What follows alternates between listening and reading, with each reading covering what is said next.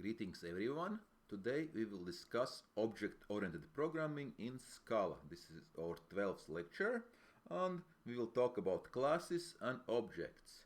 So the big idea in object-oriented programming is that we have a class which serves as a blueprint for objects, and so objects are these concrete instances of this class blueprint. So the classical example is you have defined a class of a car, and inside you have these methods, meaning a means to work on some data for this car, maybe refuel, get fuel, and you have attributes, also called properties, also called fields, which are basically data about this object. But again, this is just a blueprint. So when we go on and we actually use this blueprint and we create actual concrete instances, and those are called actual objects. They are called objects. Well, of course, so these have different properties, and also these methods to work on this concrete object. So class is a blueprint, a template, so to say, and an object is a concrete realization for this class blueprint. Well, let's see how it works in Scala. So I have already opened up, created an object, right? We'll talk about these towards the end. We've been using them for like 12 days already, but have not discussed what an object really is in this case, right? But we'll start with classes, right? So this is also an object, right? So let's first run it through, see if it runs, right? So classes as blueprints for objects. Let's see if it compiles. And again, objects hold data and methods to work with data, right? So let's make a really simple class, right? So in fact, like I said, we are using an object. Actually, this is called so-called singleton object. We'll return to that a little bit later. So unlike many other languages, in Scala we can create our classes. Don't have to live in a single file, in separate file. We can actually do that. So why do we actually do this in general? It's because it's a way of organizing our code. It flows. It has been proven to quite naturally help in organizing bigger projects. You create this idea of a class, some sort of combines some sort of data and some sort of a means to operate on this data, and it follows naturally to divide the project into smaller sub tasks, basically sub entities, so to say, right? I mean, we could do this with just with functions, right? But it is not just on our collections or data collections, but classes provide a higher, we could say, higher level of abstraction.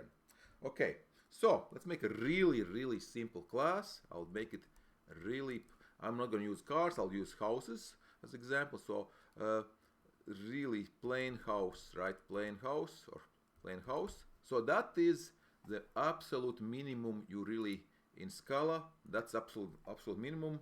Completely plain definition, right? Not very useful, right? The most simple class definition we can have in Scala. Not very useful by itself, right? So well, how do we use this? Well, we really can't do much with it, but what we can do, we can create these instances of right, and I'm gonna make it minimize my docstring comments. These are comments, of course, docstrings, useful for generating documentation later on, right? So I'm going to minimize it so we have more space. So how do we make it? So I'll call it my plain house, right? Again, notice that classes, just like also objects, we use capital letters as a first. When we create an instance, generally it's a good idea to use just like a regular value, a regular variable, use a small letter as a starting point, right? So we use a new keyword, a new plain house. So this creates an object out of plain house blueprint, right? Blueprint, right? So well, we can't really do much. I can do print line my plain house, right?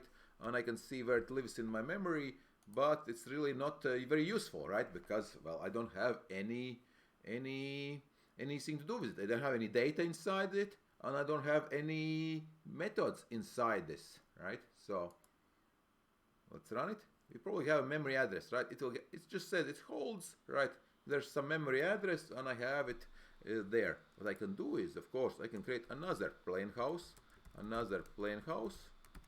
right? Again, new plain house. So that is, here's a crucial concept. This is a second object out of our plain house blueprint, class blueprint.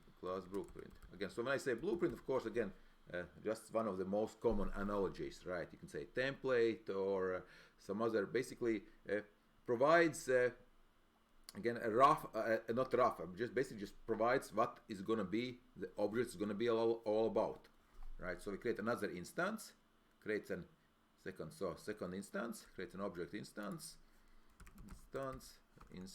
So when we talk about in programming about instances, right, we talk about creating objects out of class templates or blueprints. So again, we'll see that this is another plain house, and this should have a different memory address. So these are two completely separate objects, all created out of single class blueprint. Right? Let's run it, and we should have a different. Well, which makes sense, right? Again, these, of course, these memory addresses are virtual. They don't really mean anything. Okay, but so we really can't do much else with these instances, right? I am going to do something. Let's make maybe this is completely plain house. Maybe we'll make a simple house. Maybe a simple house, right? And, well, I'll make a house, maybe, right? This is really, so I'll make a house, class house, right? And, well, first of all, I probably want to have some properties, right? I want some fields, right? So, again, collectively, we call these members, right? What's going to live inside? We're going to define some things which are going to live inside our house, right? So, I'll say house name, maybe. Just name or house name. Name, right? I'll do string, for example. Maybe floors, right? Stories, right? Stories, right? How many levels, right? Levels. I'll count levels, for example, right? So you can see, I'll say it an integer, right? So, and also, can we change? Let's do this. Are we gonna change these names, right? So, we probably want to use it. Can we change house name? I guess we can, right? Are we going to change stories? Well, most likely not in this, right? Of course, we heard of people adding extra story to their house, but for now, so this means that the name can be changed and the levels will not be able to change. So that's our blueprint. So we created, right? And notice interesting thing, or this IntelliJ generated automatic name for these parameters. So I can explain, right? So this is house name. Of course, I could do some more. So house name, right? And of course, how many stories are in the house, right? How many, right? So when you generate this docstring, right? Later on, when you run the documentation generator, it will be really helpful, right? So house class, right? Describes a house, describes a blueprint for a generic house, right? Not very useful. I mean, these comments, of course, are self-explanatory, but again, so usually you want to write why what do these values mean, right? So if there's could be any possible confusion. But okay, so I'm going to minimize these comments, right? So have a house. I mean, these are not required, but generally a good idea. Again, so now I have a house. Let's make a new house now. So we'll be able to do something at least, right? So members, right? So let's make a new house. So my house, right, will be my new house. Now the question is this gonna be enough? This is not gonna be enough, right? You see, if it already IntelliJ is already saying, okay, you are not yet done. You need to actually do some more work. You need to provide some values for this house, right? So I have house, right? I'll say maybe I'll call it a city house, or maybe say maybe let's call it a city house, right? Or maybe country home. I don't know, country house. I'll call it country house, right? And I'll have 2 stories, right? 2, right? So again, IntelliJ is giving us these full names, right? Providing what they actually mean. So I don't have to type these, right? It's just in the gray. So what this means now, I have made a house, and I can do my house. I can print these. I can print my house. It's not going to be very useful. Print line, my house name, and notice one of the things I gain. I press a dot, and these 2 fields values, right? They are available, right? There's some built-in methods already, but these 2 I created this from my blueprint, right? So they are available. So I can print name, right? And I can print line, my house levels again. So this is quite nice. So the big idea again is that once you in terms of productivity, you have this somebody else, maybe you, maybe your colleague, maybe somebody else creates this house class, you can start working. You can create these objects, and you don't have to look up documentation that often. If you have a nice IDE like IntelliJ, you can be very productive very quickly, as long as you know these basic concepts, without ever using this house class before. You can, again, assuming these names of course, are correctly made, right? So, of course, if the name actually means something else, of course, then, it has to match the meaning, of course, the name. So, but let's run it. On. Yeah, so country house, again, the memory address again is not very important, on the house name. So on the house level, so 2 stories. So these are so-called, we can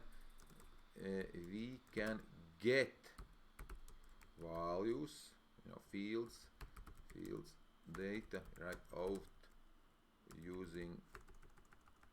of objects, using dot notation, right? So what's the difference between these 2? So value is going to be we can change the name. We can change the name because we defined it with var, right? So we can do this. My house name is actually my I'll call it something else. Maybe I'll call it my castle, my country castle, right?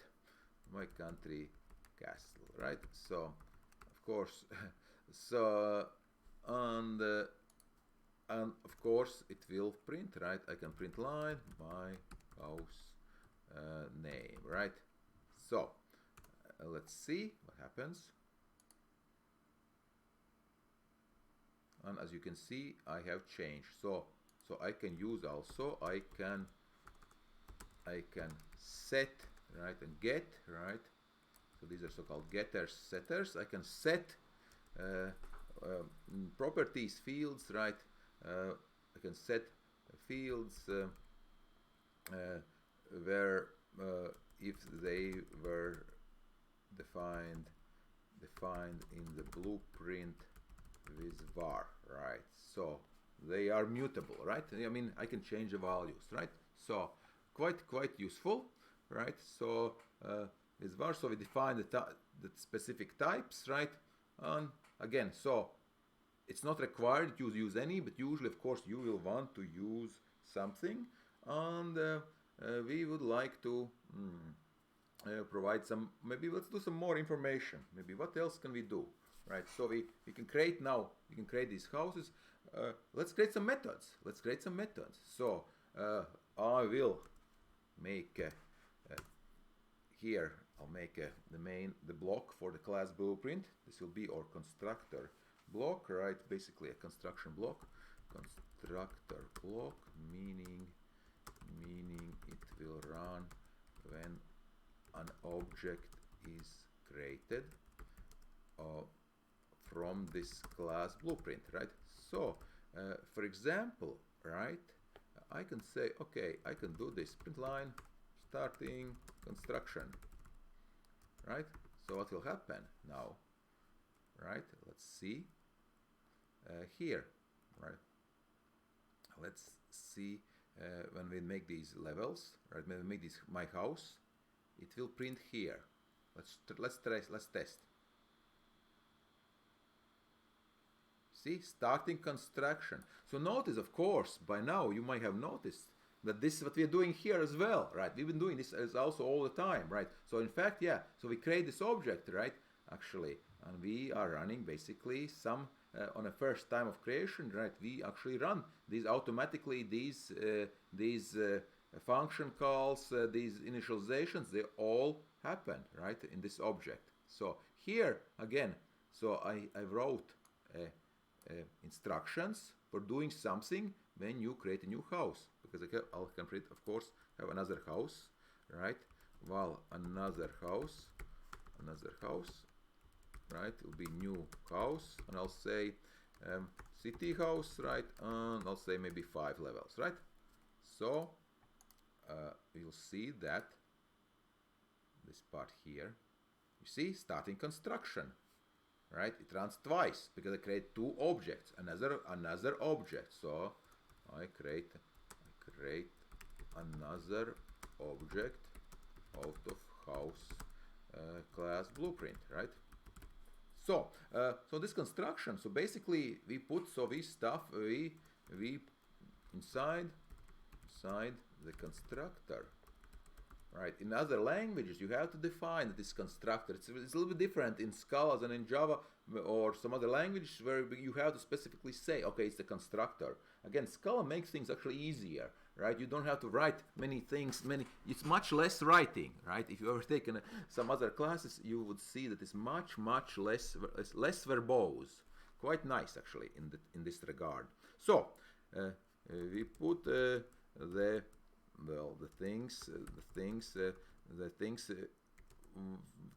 things we want done upon initialization.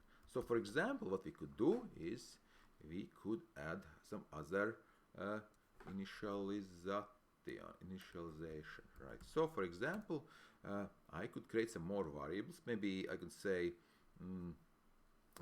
let's say I could make a method. I can say define method, so I can make a method. So method is a function that lives inside our objects, right?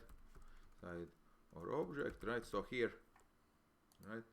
So class, class or class definition is defined by class, right? So let's see what we can do. Print. So pretty print. We'll do something like pretty print, right? And do we want anything defined? Actually, I will not do anything here, right? I will do basically for now this, and I could do print line. I can say s, cool, cool. Our house is called name, right? And it has well, stories, right? So. Right, so these are, we have access, unlike many other languages,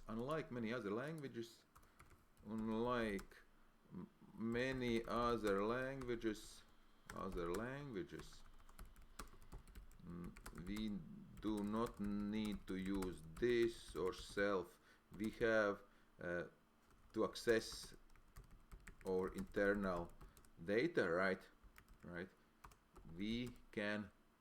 Basically, this means it's a reference to inside our object, right? Again, we are writing a blueprint. We are writing instructions for what's gonna be, what kind of capabilities this method will have, right? So again, it has access directly, right? So this means we'll be able to access this data. Okay, so again, this is just a blueprint, right? So now, of course, we can use it, right? So I can use, maybe I can use it here. I'll use it here. So if I have defined dot pretty print, oh, there it is, pretty print. Okay, right? I could of course even skip the parentheses, and also another house, right? House pretty print, right? I hope by now you start to get the idea of combining data and methods to work on this data, right? So let's run it. Right, cool. Our house is called country house and it has 2 stories. Okay, cool. Our house is called city house and it has 5 stories. Okay, so we have a method. Again, notice the dot syntax. So we've been using a lot of dot syntax. So most of the things we've been learning, well, they utilize this. In Scala, it's called often a good practice. We use this object-oriented way of writing code for the bigger picture. And inside, of course, we write a lot of smaller functions. So object-oriented outside Scala, functional inside, right? So combining the best of the both worlds. Okay, so we have a very small constructor. Again, typically in constructors you initialize some data actually, right? So well, we have some stuff coming in, right? How about adding? We decide we want to store some material. Okay, we can add the material. Let's say I could add a maybe material. Let's do var, for example, right? Material. It'll be string, but I decide it's gonna be brick, right? Brick, right? So this is, I can add a default value, right? So this is not gonna break anything. Nothing will break, right? Nothing will break. However, so because by now, notice, right? I don't have to, there's no errors because I set a default value. I can set a default value to my data, right? So brick it is for now, right? I can have a straw house. Well, straw house, right? And I can make a new house now, but I gain a new ability. I can gain ability. I have to say my I don't know, my piggy house, right? Piggy house, right? Piggy house, and of course it has only 1 level, right? And it is straw. It's made of straw, right? Okay, right. So and of course I can do print line, right? Or actually not print line. I can do this, right? I can do straw house, right? And pretty print, right? It handles the print for me, right? Already. Questions? Can I skip this part here, right? Yeah, it's actually not complaining because I have no parameters, right? So again, in Scala, it makes things even easier. So of course, it makes harder to say that this is a method, and is this a method or is this a value, right? In fact, the funny thing is, this is actually that this ability hides when you call names and levels. When we call get, it actually, there is a built-in method. In other language, like in Java, you have to write this method to get, so-called getter method, right? In Scala, it's kind of built in, so you don't even see the magic that's happening underneath. You actually, you get the property, right? By, it's handled for you. You just type, just like getting the data directly out. So it's quite nice. So, so let's add this. So I want to see, it's made of brick. It is made of material, right? Some material, hopefully, and we'll see now. So by adding this reference to this data, I can also see immediately the changes when I run this code. So let's run it. So I have 3 objects already made from my house blueprints, right? So cool, our house is called piggy house and it has 1 story. Of course, you had to probably make some logic. Has 1 story, right? Not stories, right? Of course, if maybe a little if statement would be nice here, right? And it is made of straw. Okay, so a simple way of working. But let's go back to this ugliness of house. Wouldn't be nice to actually create a specific. Wouldn't be nice if we could actually use it to print our objects. Have a nice way of working these objects, seeing something printed directly nicely, right? Instead of using pretty print, we can do better. We can create our own toString method. So let's see that. Let's see how much time we have. We are doing good. So yeah, so let's show you a cool thing. We can do to string. Let me create this, right? Notice, by the way, this unit, right? You should probably, not probably, but you should make a, you should explicitly say if these methods are meant to be used by others, right? So you should call it exactly what's gonna return, right? Instead, in this unit is not nothing. So I'll make it to string. I believe it's called to string. Yeah, override. So override. Yeah, override. To string. Yeah, to string. Right. And basically this means that it's unit. It's gonna be unit, right? And what is gonna be? I can do this basically, right? And I think def. I think it was like this. How do we do it? I forget now. Or override to string. We want to override a built-in to string method, basically, right? So this might be something we might want to check, right?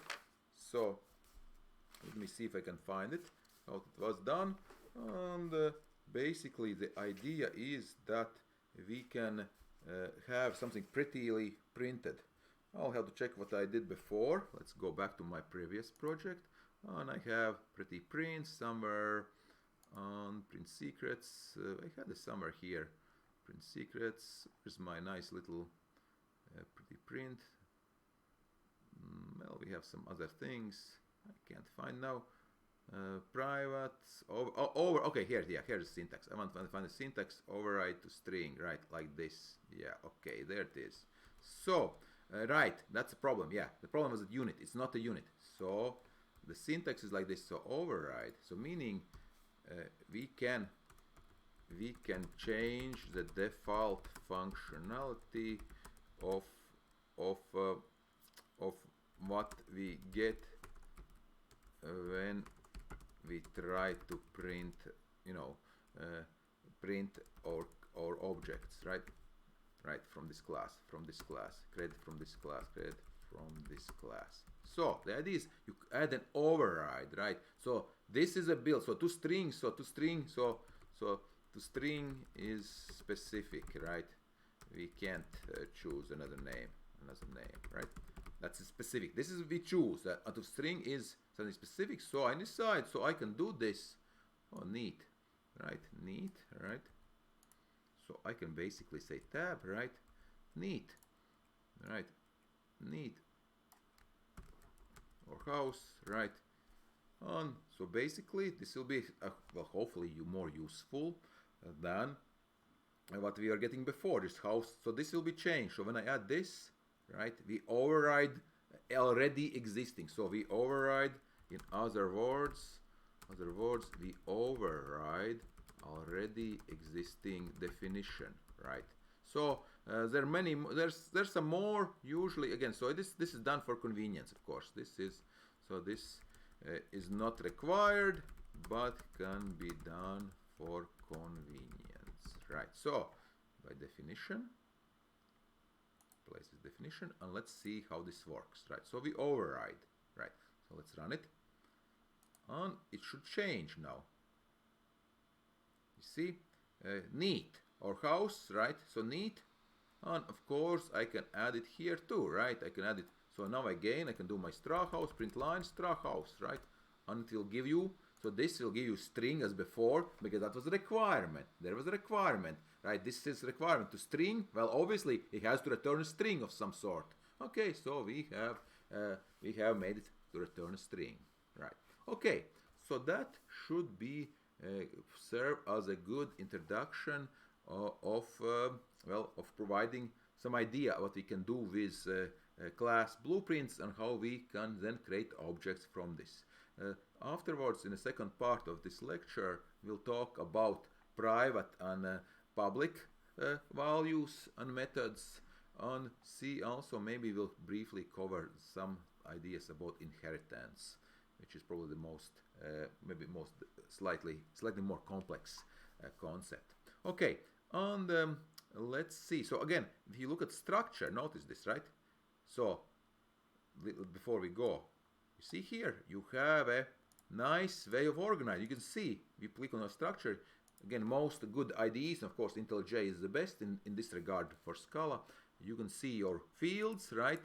And notice they are unlocked, right? Public, so they are publicly available. We'll talk about that, right? And things you can do. You can print, and you have also built into string, right? So also it talks about these things, right? These are things we created for my object here, right? So plain house has nothing. It's just basically nothing completely. I go to my house definition, right? And I see all the good stuff I have put in there so far.